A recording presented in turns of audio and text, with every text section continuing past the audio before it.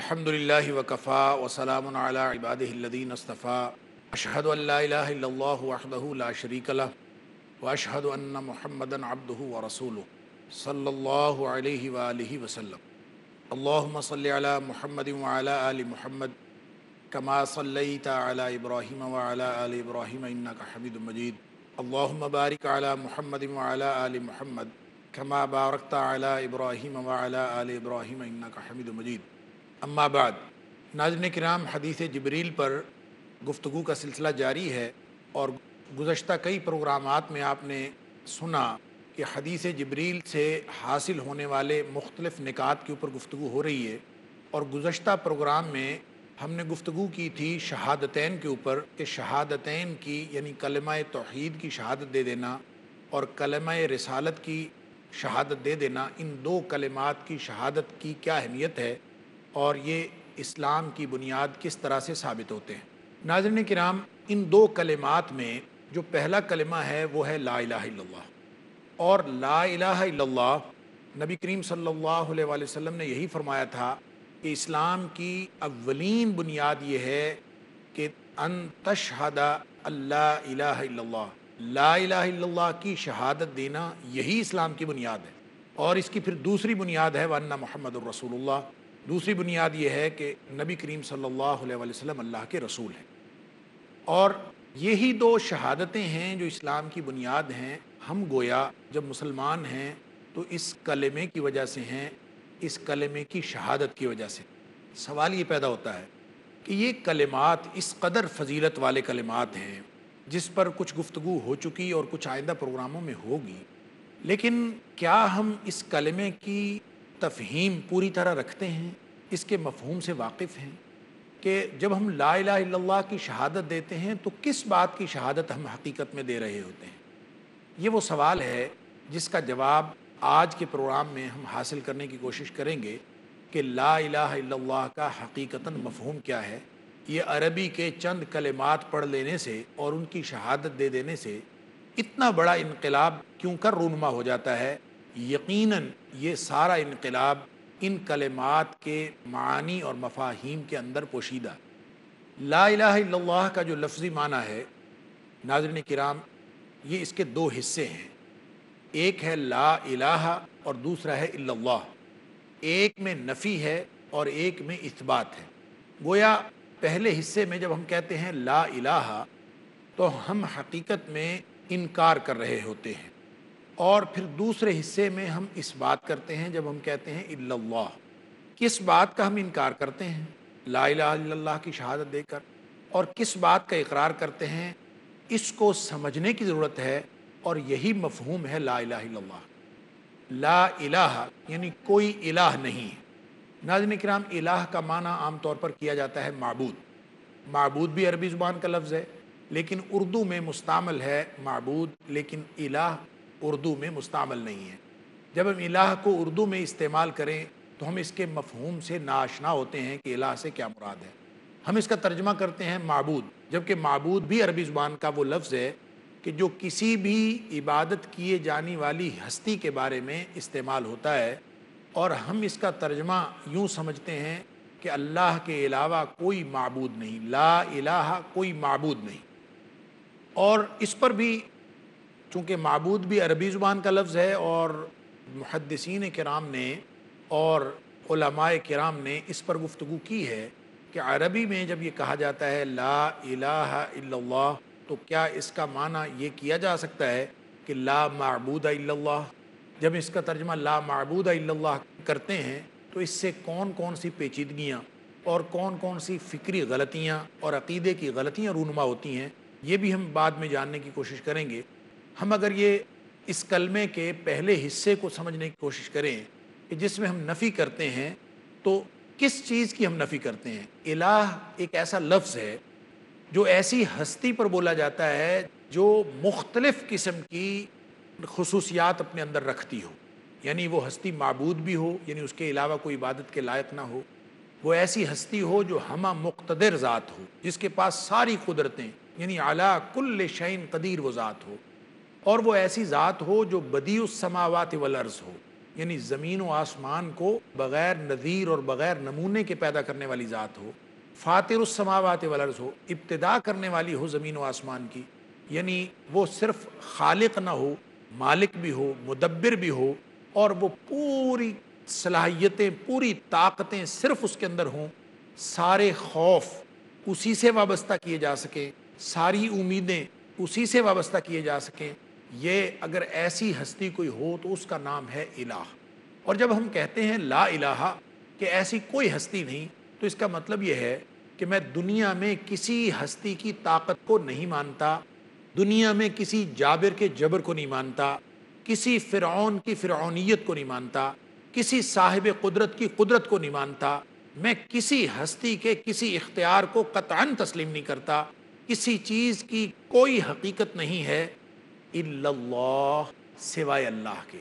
اگر میرے ذہن میں کسی طاقت کا یا کسی طاقتور کا تصور آئے تو اللہ کے علاوہ کوئی طاقتور نہیں ہے۔ میرے ذہن میں کسی عبادت کیے جانے والی ہستی کا تصور آئے تو اللہ کے علاوہ کوئی حقیقی معبود نہیں ہے۔ میرے ذہن میں اگر کوئی ایسی ہستی آئے جس سے مجھے کوئی خوف لاحق ہو تو اللہ کے علاوہ کسی کا استحقاق نہیں ہے کہ اس سے خوف وابستہ کیا جا سکے۔ اگر مجھے کسی اور سے امید بن پڑے تو امیدیں تو صرف اللہ سے وابستہ ہونی چاہیے۔ اگر اللہ کے علاوہ کسی اور سے امید وابستہ کر لی تو ناظرین کرام، کفر کا آغاز تو یہیں سے ہو جاتا ہے۔ لا الہ الا اللہ پڑھ لینے کا مفہوم ہی سمجھ میں نہیں آیا اگر لا الہ الا اللہ کی شہادت دینے کے باوجود انسان امیدیں کسی اور سے رکھتا ہے۔ اقبال نے اسی طرف اشارہ کیا تھا کہ بتوں سے تجھ کو امیدیں، خدا سے نومیدی، مجھے بتا تو صحیح اور کافری کیا ہے۔ یعنی کفر اور ہوتا کیا ہے؟ صرف کلمہ پڑھ لینے سے انسان مومن نہیں بنتا۔ مومن تو اس وقت بنے گا جب وہ اس کلمے کے مفہوم کو سمجھتے ہوئے اپنی ساری صلاحیتیں اور اپنا سب کچھ اپنے اللہ کے سپرد کرے گا، اور یہ سمجھے گا کہ دنیا کائنات میں کسی بھی چیز کی اپنی کوئی حقیقت نہیں ہے۔ حتیٰ کہ انسان کو اپنا خیال آئے میرے بس میں کوئی چیز ہے، میرے اختیار میں کوئی چیز ہے، میرے پاس کوئی صلاحیت ہے، تو یہ لا الہ الا اللہ کا مفہوم یہ ہے کہ میں کسی قادر کی قدرت کو نہیں مانتا سوائے اللہ کے، کسی معبود کی عبادت کو نہیں مانتا سوائے اللہ کے، میں اپنی خوف اور امیدیں سب کچھ صرف اللہ کے سپرد کرتا ہوں۔ سب کی نفی کرنا ضروری ہے، پہلے نفی ہوگی، وہ وابستگیاں ختم ہوں گی، آلودگیاں عقیدے کی دور ہوں گی، پھر الا اللہ سمجھ میں آئے گا، وگرنہ الا اللہ سمجھ میں نہیں آتا۔ ناظرین کرام، نبی کریم صلی اللہ علیہ وآلہ وسلم کو کفار مکہ نے پیشکش کی تھی کہ تم ہمارے خداؤں کو برا نہ کہا کرو، ہم تمہارے اللہ کو برا نہیں کہتے، ہم آپس میں کمپرومائز کر لیتے ہیں۔ ناظرین کرام، یہ وہی کمپرومائز ہے یہ دنیا میں ماڈریشن کے نام پر، اور بلکہ انلائٹنڈ ماڈریشن یا ماڈریٹ انلائٹنمنٹ کے نام پر لوگ جو ہیں اس کو آپس میں کمپرومائز کی بات کرتے ہیں اور پرامن رہنے کی بات کرتے ہیں۔ پرامن رہنا بہت اچھا ہے، اور امن تو اسلام سے ہی آتا ہے۔ نبی کریم صلی اللہ علیہ وآلہ وسلم نے فرمایا اسلم تسلم، اسلام قبول کرو گے تو امن پاؤ گے۔ امن تو اسلام میں ہے۔ جب اللہ کی بندگی میں انسان آئے گا تو حقیقی انفرادی اور اجتماعی امن تو انسان کو اسی وقت نصیب ہوتا ہے جب اسلام کو انسان قبول کرتا ہے۔ تو امن اچھی بات ہے، لیکن یہ کمپرومائز کیسا ہے؟ عقیدے پر کمپرومائز نہیں ہو سکتا، لا الہ الا اللہ پر کمپرومائز نہیں ہو سکتا۔ اور کفار مکہ نے جب یہ کہا کہ ہم یوں کرتے ہیں کہ ایک سال ہم سارے مل کے تمہارے اللہ کی، یعنی نبی کریم صلی اللہ علیہ وآلہ وسلم سے کہا کہ جس خدا کا تصور تم دیتے ہو ہم ایک سال مل کے سب اس کی بندگی کر لیا کریں گے، اور دوسرے سال ہم سارے مل کے ہمارے خداؤں کی پوجا کر لیا کریں گے، تاکہ ہم کمپرومائز کے ساتھ اور باہمی خلوص اور خیرخائی کے ساتھ زندگی گزار سکیں اور معاشرے کا امن تباہ نہ ہو۔ ناظرین کرام، کفار مکہ کی اس پیشکش کے جواب میں نبی کریم صلی اللہ علیہ وآلہ وسلم کے اوپر سورہ کافرون کا نزول ہوا۔ اللہ اکبر! اللہ کریم نے فرمایا قل یا ایھا الکافرون لا اعبد ما تعبدون، کہ ان کافروں سے اے حبیب صلی اللہ علیہ وآلہ وسلم فرما دیجئے تمہارا الہ اور ہے، میرا الہ اور ہے، تمہارا بندگی کا رنگ ڈھنگ اور ہے، میرا بندگی کا رنگ ڈھنگ اور ہے۔ جب الہ ہی اور ہے اور وہ ساری قوتیں طاقتیں جس میں میں مانتا ہوں تم مانتے ہی نہیں ہو اور اس کی عبادت تم نہیں کرتے، تو ظاہر ہے میرا تو پھر تمہارے عقیدے کے ساتھ کوئی تعلق نہیں۔ لکم دینکم ولی دین، تمہارا راستہ اور ہے، میرا راستہ اور ہے، اور سورۃ القلم کے اندر فرمایا فلا تطع المکذبین، یہ کمپرومائز کے نام پر یہ جھوٹے لوگ ہیں، اپنا بد عقیدہ تمہارے حقیقی عقیدے کے ساتھ شامل کرنا چاہتے ہیں، لا الہ الا اللہ کے مفہوم کو ختم کرنا چاہتے ہیں۔ فرمایا فلا تطع المکذبین، ایسے جھوٹے لوگوں کے ساتھ قطعاً نہیں ملنا، ان کی بات کبھی تسلیم نہیں کرنی، یہ جھوٹے لوگ ہیں۔ ودوا لو تدہن فیدہنون، یہ تو چاہتے ہیں کہ عقیدے کے بارے میں، لا الہ الا اللہ کے مفہوم کے بارے میں کچھ مداہنت تم کر لو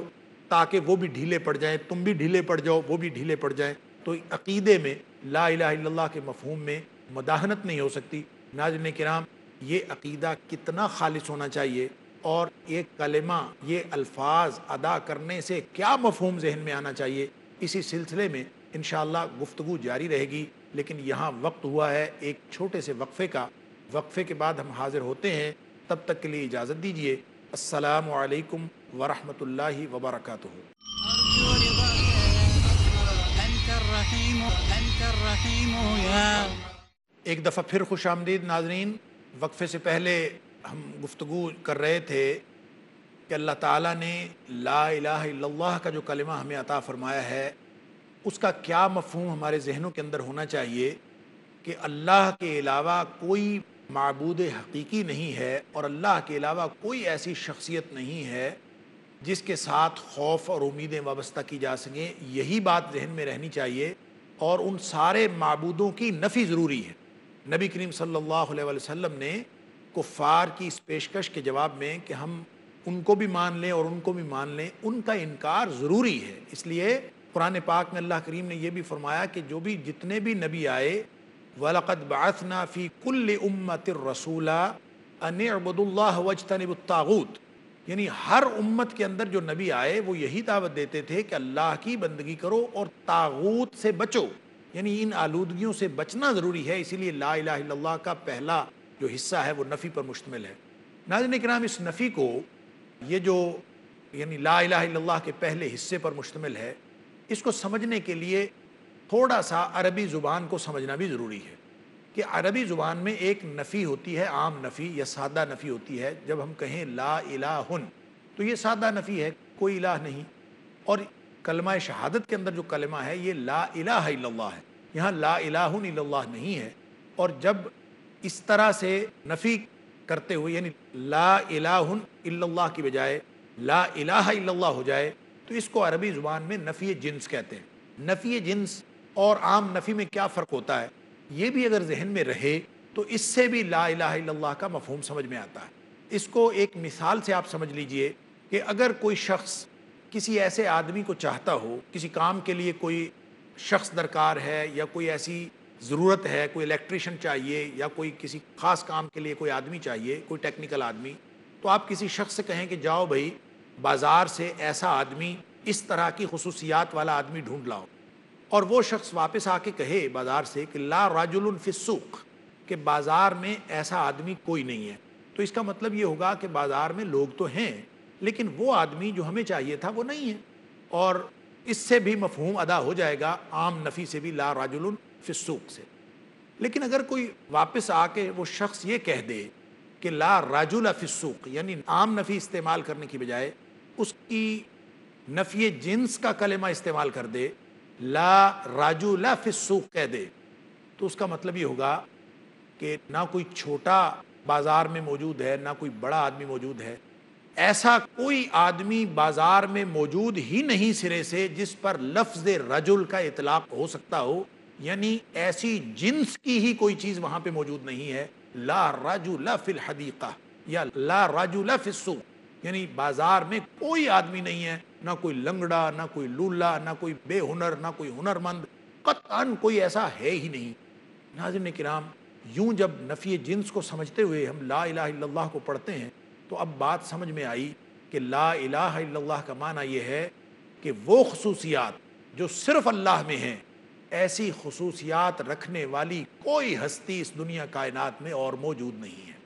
نہ کوئی چھوٹی ہستی، نہ کوئی کم خصوصیات والی، نہ کوئی زیادہ خصوصیات والی۔ یہی تعارف کروایا تھا اللہ کریم نے اپنا، جب کفار مکہ نے کہا تھا کہ اللہ کا تعارف کروائیے، تو نبی کریم صلی اللہ علیہ وآلہ وسلم کو حکم ہوا، سورہ اخلاص نازل ہوئی، قل هو اللہ احد اللہ الصمد لم یلد ولم یولد ولم یکن لہ کفوا احد،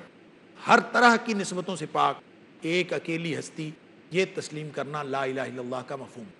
اگر ہم معبود الہ کا جو معنی ہے اسی کو سامنے رکھتے ہوئے یہ سمجھ لیں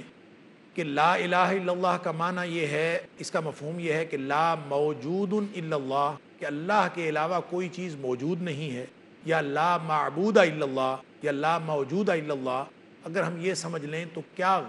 غلط فہمیاں رونما ہوتی ہیں، کس طرح کی عقیدے کی پیچیدگیاں پیدا ہوتی ہیں۔ ناظرین کرام، یہ تو مفہوم نہیں ہے لا الہ الا اللہ کا کہ اللہ کے علاوہ کوئی الہ ہی نہیں۔ الہ تو ہیں لیکن وہ جھوٹے الہ ہیں، لوگوں نے الہ بنائے ہوئے ہیں۔ قرآن پاک میں اللہ تعالیٰ نے مختلف جگہوں پہ بتایا، جیسا سورۃ الانعام کے اندر فرمایا اتتخذ اصناما آلہہ، کیا تو بتوں کو الہ بناتا ہے؟ تو اس کا مطلب ہے لوگوں نے الہ تو بنائے ہوئے تھے اور لوگ اس کو معبود سمجھتے تھے، اور ان بتوں کو معبود سمجھنے کا یہ مطلب ہے کہ معبود تو اور بھی موجود ہیں لیکن وہ جھوٹے معبود ہیں، سچا معبود ایک اللہ ہے۔ اور اسی طرح سورۃ الاعراف کے اندر موسیٰ علیہ السلام کے حوالے سے ذکر ہوا کہ موسیٰ علیہ السلام کی قوم نے کہا تھا یا موسیٰ اجعل لنا آلہا، ہمارے لیے بھی ایک الہ بنا دو، کما لہم آلہہ، جیسے یعنی ایک قوم کو انہوں نے بتوں کو پوچھتے ہوئے دیکھا تو انہوں نے کہا کہ ایسے ہی الہ ہمیں بھی بنا دیں۔ یعنی معبود تو اور ہو سکتے ہیں لیکن معبود حقیقی ایک ہے۔ تو اس سے نتیجہ یہ نکلا ناظرین کرام کہ لا الہ الا اللہ کا جو حقیقی مفہوم ہے وہ لا معبود الا اللہ نہیں ہے، بلکہ اس کا حقیقی مفہوم یہ ہے لا معبود حق الا اللہ، یعنی معبود تو اور ہیں، بودے معبود، چھوٹے چھوٹے، 0+0+0 بلکہ 0 ملٹیپلائڈ بائی 0، بے شمار وہ معبود موجود ہوں، جھوٹے معبود، تو ان کی موجودگی کی کوئی حقیقت نہیں۔ حقیقی معبود، معبود حقیقی صرف اللہ ہے۔ یہ لا الہ الا اللہ کا معنی ہے، یہ معنی نہیں ہے کہ لا معبود الا اللہ، کہ اللہ کے علاوہ کوئی معبود سرے سے ہے ہی نہیں۔ جھوٹے معبود لوگوں نے بنائے ہوئے ہیں، ہندوؤں نے اپنی مورتیاں بنائی ہوئی ہیں، عیسائیوں نے اپنی پوجا پاٹ کا نظام بنایا ہوا ہے، کہ ہر مذہب کے رہنے والے وہ کوئی نہ کوئی رکھتے ہیں معبود، اور کل حزب بما لدیہم فرحون، اپنے اپنے معبودوں سے وہ خوش ہیں۔ اور اسی طرح اگر یہ سمجھ لیا جائے کہ اس کا معنی لا موجود الا اللہ ہے، کہ اللہ کے علاوہ کوئی چیز موجود نہیں، تو اس سے بھی ایک خلط مبحث پیدا ہوتا ہے اور ایک پیچیدگی پیدا ہوتی ہے جو انسان کو عقیدے کے اعتبار سے وحدت الوجود کی طرف لے جاتی ہے۔ ناظرین اکرام، یہ وہی وحدت الوجود ہے جس کی خبر اور جس کی ابتدا ابن عربی نے کی ہے، اور ابن عربی نے بھی حقیقت میں اس کی ابتدا نہیں کی، بلکہ تاریخ میں اگر ہم اس کا گہرائی سے مطالعہ کریں تو اس کی ابتدا جو ہے فلسفہ یونان سے ہوتی ہے۔ یونانیوں نے جو وحدت الوجود کا تصور دیا تھا وہی جب اسلام میں آیا ہے تو اس کو اسلامی رنگ دے دیا گیا ہے، اور اسلام کا لبادہ اڑا کر ایک ایسا وحدت الوجود کا تصور دیا ہے کہ اللہ کے علاوہ کوئی چیز موجود نہیں، یعنی وہ حقیقی وجود صرف اللہ ہے۔ تو پھر کائنات کیا ہے؟ تو کائنات بھی گویا اللہ کے وجود کا حصہ ہے۔ تو اس طرح سے وحدت الوجود کے تصور سے خالق و مخلوق کی دوئی کی نفی ہو گئی۔ اللہ تعالیٰ قرآن میں فرماتے ہیں افمن یخلق کمن لا یخلق، خالق اور مخلوق برابر کیسے ہو سکتے ہیں؟ تو اس دنیا میں جو واحد حقیقت ہے وہ ثنویت ہے، یعنی اللہ خالق ہے، باقی ساری کائنات مخلوق ہے۔ واحد حقیقت تو اللہ ہے لیکن اللہ تعالیٰ کائنات کا خالق ہے۔ تو خالق اور مخلوق کی دوئی ثنویت ہے اس دنیا میں، وحدت نہیں ہے۔ اور جب ہم لا موجود الا اللہ، لا الہ الا اللہ کا مفہوم سمجھ لیں، لا موجود الا اللہ، تو اس سے یہ نتیجہ نکلے گا کہ وجود حقیقی صرف ایک ہے اور وہ اللہ کی ذات ہے، اور باقی ساری کائنات بھی اسی کا حصہ ہے۔ تو یوں وحدت الوجود کا تصور سامنے آئے گا، اور اس سے بھی بہت ساری پیچیدگیاں اور عقیدے کا خلط مبحث پیدا ہوتا ہے۔ اللہ تعالیٰ قرآن میں فرماتا ہے سورہ بقرہ کے اندر وَادْعُوا شُهَدَاءَكُم مِّن دُونِ اللَّهِ، کہ اپنے ان سارے معبودوں کو بلا لو جو اللہ کے علاوہ ہیں، یعنی اللہ کے علاوہ لوگوں نے معبود بنائے ہوئے ہیں۔ ایسی اینٹیٹیز کی موجودگی، ایسی چیزوں کی موجودگی، اس کا اقرار کیا ہے کہ اللہ کے علاوہ مخلوق میں سے ایسی چیزیں ہو سکتی ہیں جن کے بارے میں لوگ مختلف قسم کے غلط عقائد رکھتے ہوں، لیکن معبود حقیقی تو اللہ ہے۔ وجود حقیقی بھی اللہ ہے لیکن اس نے ساری کائنات کو تخلیق فرمایا ہے اپنے آزاد ارادے سے، یہ معنی ہے لا الہ الا اللہ کا۔ اور اسی طرح سورہ یونس کے اندر اللہ کریم نے اس عقیدے کی مزید وضاحت فرمائی ہے لا الہ الا اللہ کے مفہوم کی، کہ یہی سمجھنا چاہیے کہ لا معبود حق الا اللہ، لا معبود الا اللہ نہیں سمجھنا اور لا موجود الا اللہ نہیں سمجھنا، بلکہ سمجھنا ہے کہ لا معبود حق الا اللہ، اللہ کے علاوہ کوئی معبود حقیقی نہیں۔ سورہ یونس کی آیت نمبر 18 کے اندر اللہ کریم نے فرمایا وَيَعْبُدُونَ مِن دُونِ اللَّهِ مَا لَا يَضُرُّهُمْ وَلَا يَنفَعُهُمْ، اللہ کے علاوہ یہ دیگر چیزوں کی پرستش کرتے ہیں اور دیگر چیزوں کو مانتے ہیں، ان کی پوجا کرتے ہیں، اور یعنی مخلوقات میں سے خدا بنائے ہوئے ہیں اور ان خداؤں کی عبادت بھی کرتے ہیں، اور سمجھتے کیا ہیں، عقیدہ کیا رکھتے ہیں؟ عقیدہ یہ رکھتے ہیں وَيَقُولُونَ هَؤُلَاءِ شُفَعَاؤُنَا عِندَ اللَّهِ، یہ کہتے ہیں ہاں ہمارے سفارشی ہیں۔